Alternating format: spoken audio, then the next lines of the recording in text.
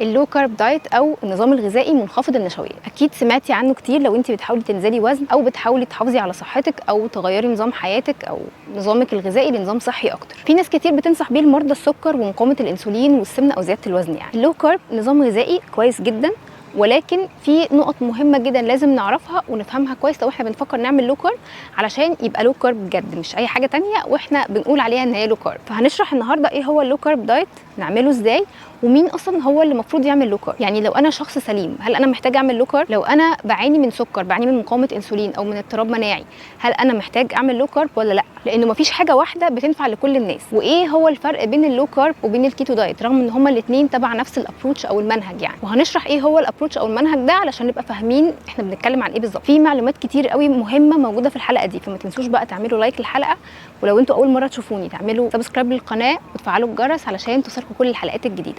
ويلا بينا نبتدي بسرعه. انا ندى حرفوش، دي قناه ويل بينج.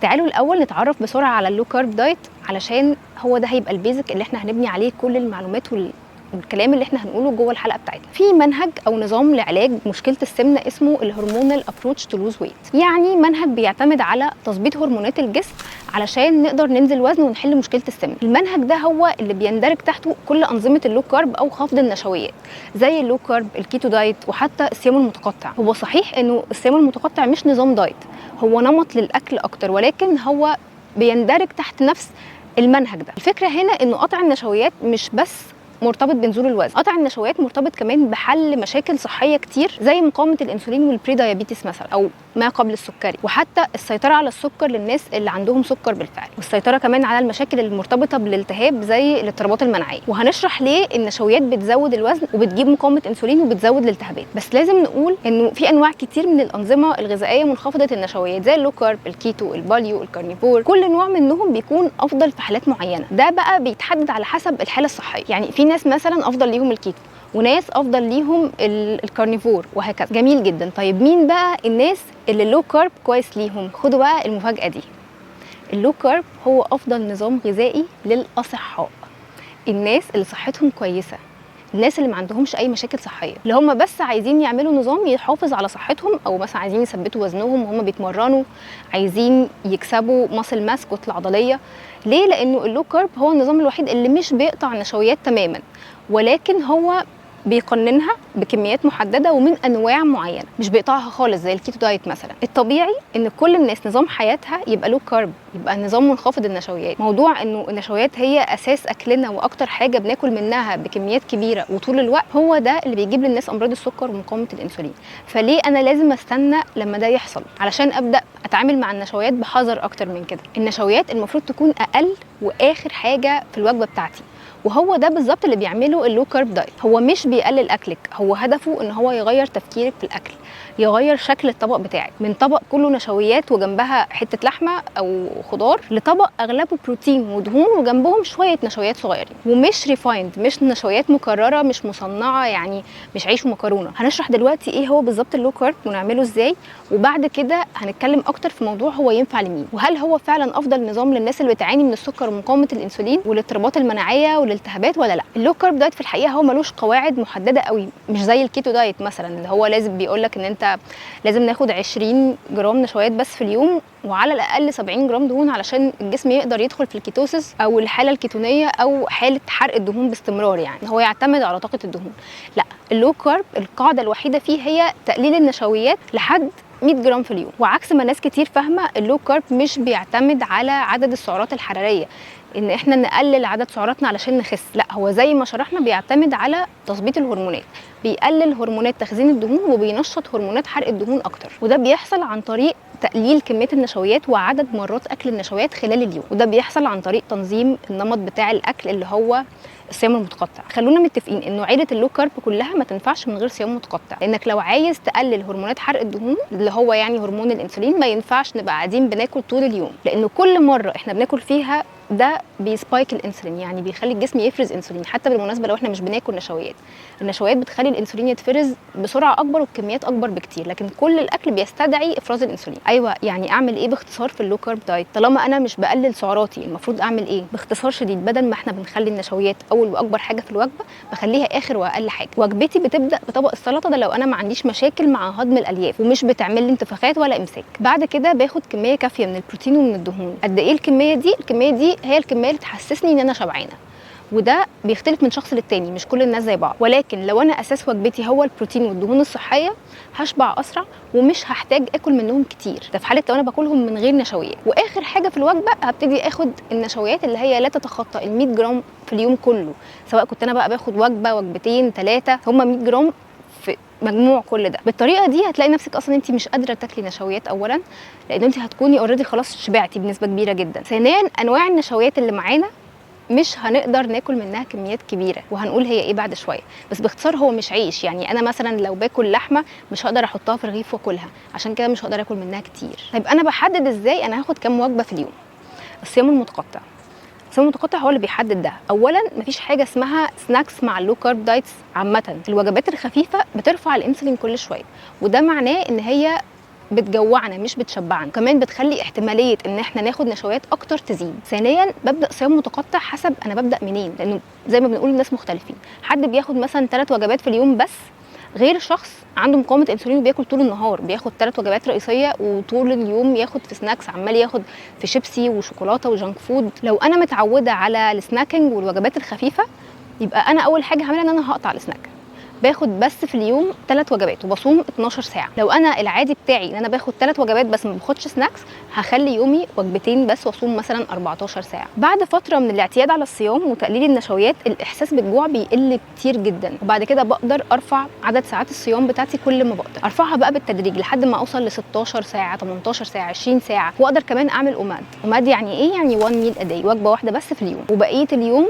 صيام متقطع. وعلى فكره الاوماد هو اكتر نظام بيساعد على نزول الوزن، على حرق الدهون وتظبيط معدلات الحرق، عكس ما ناس كتير بيقولوا لكم اللي هو قللوا السعرات وكلوا براحتكم وخدوا 7 وجبات في اليوم علشان الحرق يتظبط. دي اكتر حاجه بتدمر الحرق. وهنعمل حلقه قريب ان شاء الله عن موضوع الميتابوليك ادابتيشن، ليه الناس اللي بتعمل دايت فيه سعرات قليله، اقل من السعرات اللي جسمهم محتاجها، حرقهم بيتدمر وبيتخانوا بعد كده من اقل حاجه. طيب انا كده لما قللت النشويات وقللت عدد مرات الاكل عن طريق الصيام المتقطع، انا كده بقى عملت ايه؟ انا كده قللت عدد مرات افراز الانسولين، الكميه اللي الانسولين بيتفرز بيها في جسمي، رفعت هرمون الجلوكاجون والجروث هرمون الى حد ما. تعالوا نشرح الفكره دي اكتر. ايه هو الانسولين وايه هو الجلوكاجون وايه هو الجروث هرمون ده؟ الانسولين ده هو الهرمون المسؤول عن حاجتين، عن تخزين الدهون وعن انه العناصر الغذائيه والنشويات اللي احنا بناخدها اللي هي بتتحول لسكر تقدر تدخل للخليه بتاعه الجسم، فتبدا الخليه تاخدها تحول السكر ده لطاقه الجسم يقدر يستخدمها. كتر اكل النشويات والسكر وكتر عدد مرات الاكل مش كميته بس، هو ده اللي بيزود الوزن، هو ده اللي بيجيب سكر، وده اللي بيجيب مقاومه الانسولين. النقطه المهمه قوي بقى انه طول ما في انسولين في الدم مفيش جلوكاجون. الجلوكاجون ده هو الهرمون المسؤول عن عمليه حرق الدهون، يعني احنا في واحده من التو ستيتس دول، انه احنا يا نحرق دهون يا نخزن دهون. الجلوكاجون بينشط في غياب الانسولين بس، في الاوقات اللي احنا بنكون فيها قافلين بقنا ما بناكلش، خاصه النشويات. هرمون النمو كمان اللي هو الجروث هرمون ده بينشط جدا اثناء الصيام المتقطع، وده بيساعد قوي على خساره الوزن وعلى تظبيط معدلات الحرق. خلوني اقول لكم كمان انه الانسولين ده هرمون التهابي، بيزود الالتهابات جدا اللي هي اساس كل البلاوي والامراض. علشان كده اي حد عنده مرض التهابي بنقول له ان هو لازم يقطع النشويات علشان نقلل الالتهابات لاقل قدر ممكن. مش رخامه والله ان احنا عايزين الناس تقطع نشويات، بس هو ده فعلا اللي بيحصل. طيب في سؤال تاني مهم جدا، هو انا هخلي الدهون اساس وجبتي، البروتين والدهون الصحيه هم اساس الوجبه؟ طيب كده مفيش كميات محدده، مفيش سعرات، انا كده مش هتخن من اكل الدهون؟ اكل الدهون مش بيتخن يا جماعه. خلاص احنا في 2022، كفايه بقى نفضل نردد في كلام فارغ بيتقال لنا. الكلام ده ساذج جدا، مش عايزه حد يزعل مني، بس بجد موضوع ان الدهون بتتخن، الموضوع ده وانه الموضوع كله سعرات، ده كلام ساذج جدا. بصوا لي كده، هل انا ابدو كشخص بيعاني من زياده الوزن؟ انا واحده ما باكلش غير دهون. نظامي الاساسي هو الكيتو دايت، بقالي كذا سنه، مش يوم ولا 2 ولا شهر، ما باكلش غير دهون. عمري في حياتي ما حسبت سعراتي، ولا كميات الاكل اللي انا باخدها. ممكن اخد في اليوم 2500 كالوري على حجم جسمي ده ويمكن اكتر من كده، ومع ذلك بخس. واحيانا ببقى عايزه جدا اثبت وزني وانا في الكيتو دايت، ما بعرفش لان انا بحرق كتير جدا، فبضطر اخرج على اللو كارب. عارفين ليه بقى انا حرقي عالي؟ لان انا عمري في حياتي ما عملت كالوري ديفيسيت دايت او دايت عجز سعرات. يعني عمري في حياتي ما حسبت سعراتي، اللي هو ده في 150 سعر حراري يا لهوي هتخن، استحاله، عمري ما عملت كده. وعلى فكره قبل ما اعمل كيتو دايت وزني كان اكتر من كده، حوالي مثلا 10 كيلو، علشان ما حدش يقول لي انت اصلا كنتي رفيعه. وعلى فكره برضو انا ما عملتش كيتو دايت بهدف ان انا اخس، انا ما كنتش عايزه اخس اصلا، انا عملته بشكل اساسي علشان اتعالج من الروماتويد ولستة الامراض اللي كانت عندي اللي انتوا كلكم عارفينها، واللي كان واحد من اهم اسبابها الاكل الغلط، والدايت فعلا عالجني. فالنصيحه تقللي سعراتك وكلي اي حاجه دي اسوأ نصيحه ممكن حد ينصحك بيها، دي مش نصيحه، دي جريمه، لسببين. اول سبب ان عجز السعرات بيعمل ميتابوليك ادابتيشن، هنشرح بالتفصيل في حلقه تانية يعني ايه الكلام ده، بس باختصار يعني انه الجسم بيبدا يبطئ الحرق بتاعه علشان يتاقلم على عدد السعرات الحراريه القليل ده اللي انت بتديهوله كل يوم. فلما نبطل دايت ونزود عدد السعرات تاني، الجسم بيبدا يزيد من اقل حاجه لان هو خلاص اقلم نفسه على العدد الصغير. تاني سبب ان كلمه كلي كل حاجه دي مش بتخليكي تفكري في الاكل بطريقه مختلفه. ما تحرميش نفسك وهتخسي معايا عشان انا اجمد واحده في الدنيا بتعمل دايت، فيعني تحرمي نفسك ليه؟ ده الاكل متعه. لا، الطريقه دي في التفكير في الاكل هي اللي بتجيب الامراض، هي اللي بتجيب الايتنج ديس اوردرز على فكره، مش العكس. الاكل مش وسيله متعه، الاكل مش وسيله تسليه، الكلام ده كلام غلط جدا. الاكل هو مصدر للطاقه، المعادن، الفيتامينات، العناصر الغذائيه اللي الجسم محتاجها.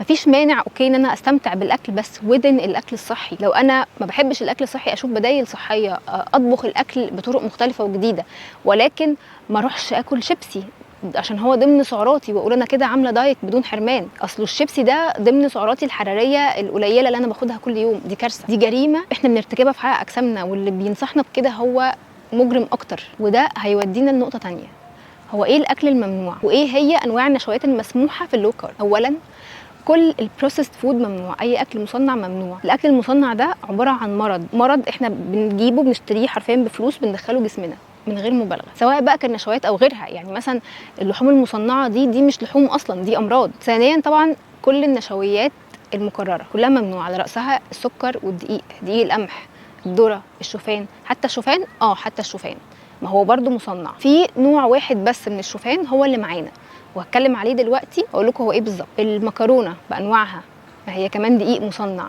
البيكريز اللي هو يعني الكرواسون والوافلز والدونتس والبسكوتات والحاجات دي كلها، كل الحاجات دي هي نشويات وممنوعه. الفرنش فرايز والبطاطس المحمره والجانك فود والحاجات دي كلها ممنوعه برضو. انا عارفه السؤال بتاع طيب ما اخد الحاجات دي عادي ضمن ال 100 جرام كارب بتوعي، هيبقوا برضو بكميات قليله يعني مش هيأثروا قوي، ما تحبكيهاش بقى. ده كده ما بقاش له كارب، ما بقاش دايت صحي اصلا. مش بس علشان الحاجات دي مش صحيه وبتجيب كل امراض الدنيا وهي السبب الاساسي في ارتفاع الكوليسترول وانسداد الشرايين والجلطات، مش صفار البيض اللي احنا بنرميه خالص، لا مش ده اللي بيجيب كوليسترول. ومش بس، كمان عشان الاكل ده مليان اكريلاميد.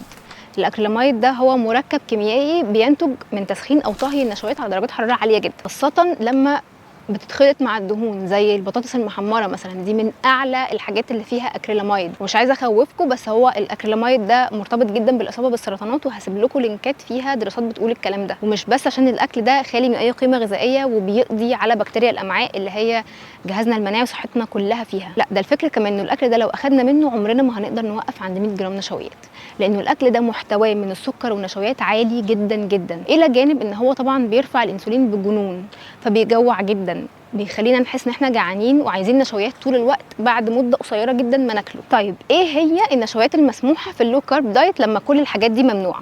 هقول لك حاجه. اولا قرع العسل. قرع العسل من افضل مصادر الكربوهيدرات لان هو ما فيهوش نشا، وعلى العكس كمان فيه فايبرز كتير، فهو مش بيرفع الانسولين كتير ولا بسرعه، وكمان بنقدر ناخد منه كميات كبيره تحسسنا بالشبع ضمن الحصه اليوميه بتاعتنا من الكربوهيدرات اللي هي ال 100 جرام. ثانيا البطاطس، بس انهي بطاطس؟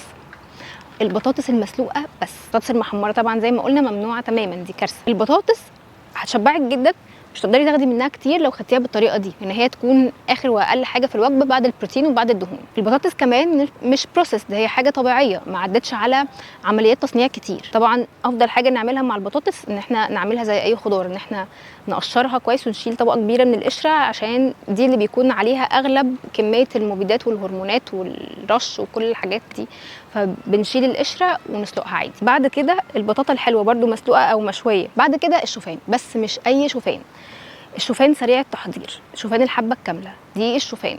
كل الحاجات اللي انتوا بتشتروها طول الوقت دي، كل الحاجات دي مش معانا، كل الحاجات دي ممنوع. ليه؟ لان هي مصنعه. الشوفان الوحيد المسموح هو نوع من الشوفان اسمه الستيل كات اوتس او الشوفان المقطع، لان ده الشوفان الطبيعي الغير مصنع. ده بقى مؤخرا موجود شويه في السوبر ماركتس الكبيره، تقدروا تشتروه او تقدروا تطلبوه اونلاين ويوصلكم لحد البيت، سواء انتوا كنتوا في مصر او كنتوا بره مصر، كنتوا في اي مكان في العالم. هسيب لكم لينكات في صندوق الوصف فيها كل المنتجات اللي انا هتكلم عنها، عشان لو في اي حد مش عارف يجيبها منين. بعد كده الرز، بس مش الرز الابيض العادي بتاعنا ده، لا، الرز ده ريفايند مصنع برضه. افضل نوع من الرز هو الوايلد رايس، ده بيبقى لونه اسود كده مش ابيض.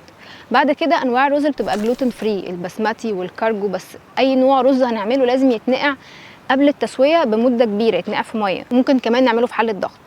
بعد كده الحبوب والبقوليات، دي اخر حاجه انا بنصح بيها في القايمه خالص. البقوليات هي مصدر للنشويات، لانه الجسم مش بيقدر يستفيد من البروتين الموجود فيها بشكل كبير، الى جانب ان هي مش مريحه بالمره للجهاز الهضمي، فبتكون اخر اختيار. اخر حاجه الفاكهه طبعا، وخناقه الفاكهه التي لا تنتهي. فاكهه كويسه بس ناكلها ازاي وامتى؟ اولا احنا لازم نختار انواع الفاكهه اللي سكرها والنشويات فيها اقل، ولازم تتاخد بعد الوجبه مش بدل الوجبه. ليه؟ لان اولا الفاكهه مليانه فركتوز، وده بيحط لود على الكبد وبيعمل كبد دهني. والكبد الدهني على فكره حاجه كومن وعند ناس كتير، مش حاجه نادره يعني، حتى بيبقى في ناس رفيعين وعندهم كبد دهني، وده برضو بسبب الاكل الغلط.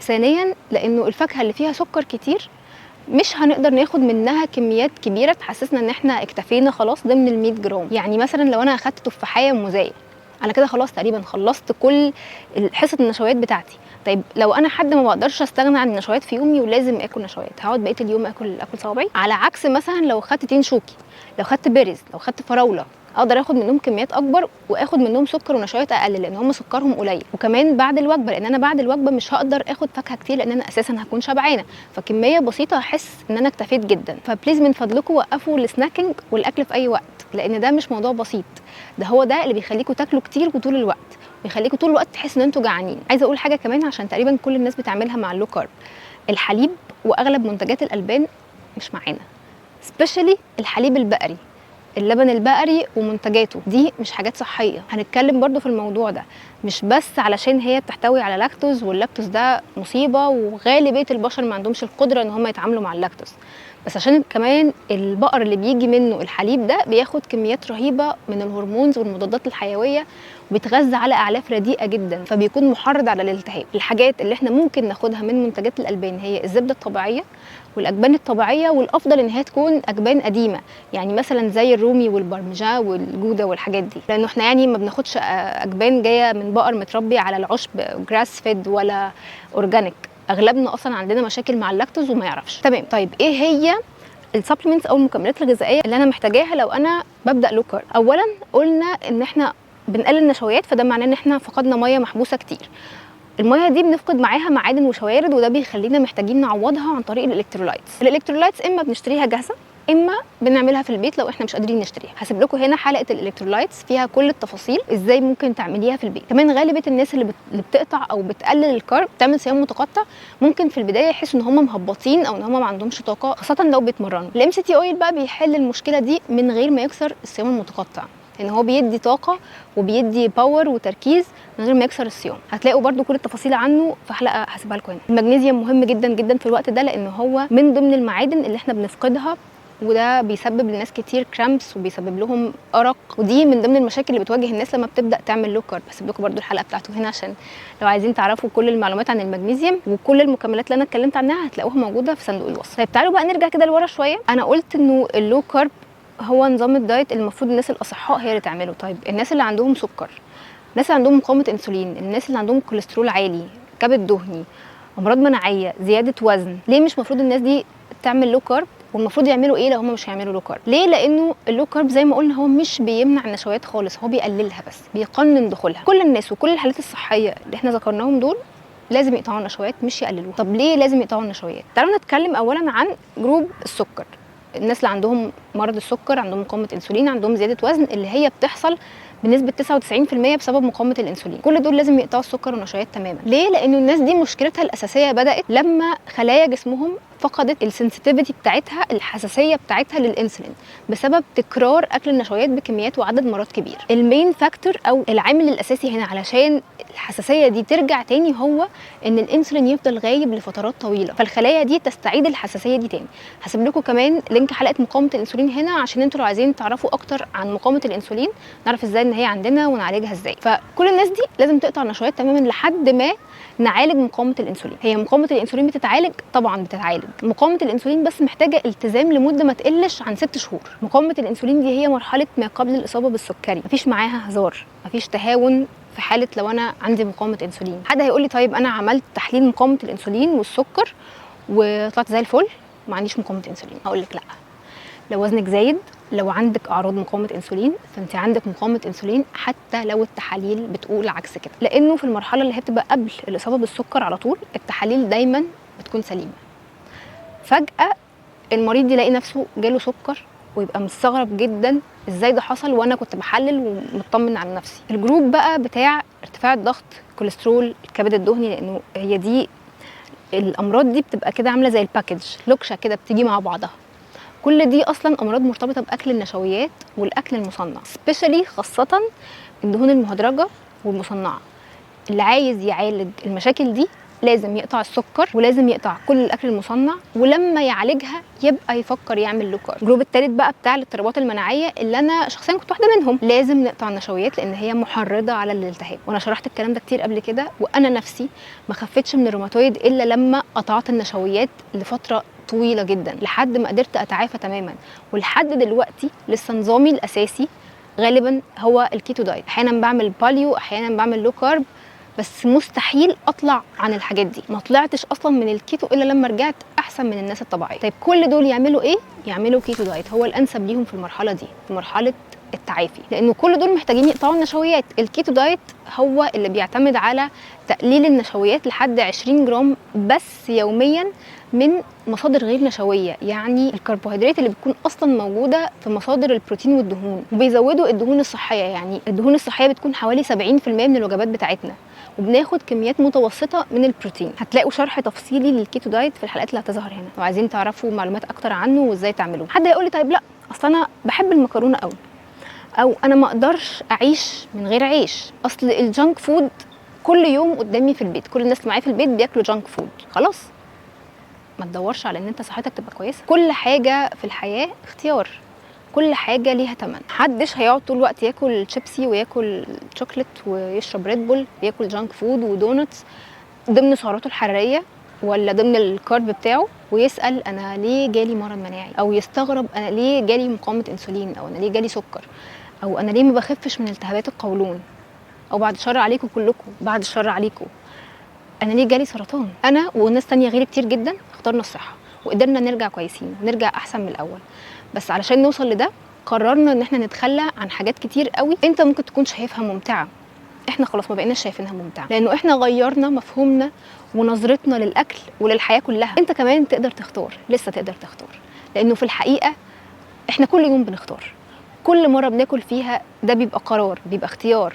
احنا بنختار ندخل جسمنا مرض ولا علاج. لو جسمك غالي عليكي، لو نفسك غاليه عليكي، لو قدرك واهميتك عند نفسك اكبر من انك انتي تتألمي، في حاجات كتير قوي في حياتك هتتغير. قراراتك في اختياراتك حاولي تفكري فيها كده. لو عجبتك الحلقه دي ما تنسيش تعملي لايك الحلقه وتعملي كمان سبسكرايب للقناه على اليوتيوب. ما تنسيش تشاركي الحلقه دي مع اي حد تحبي ان المعلومات دي توصله.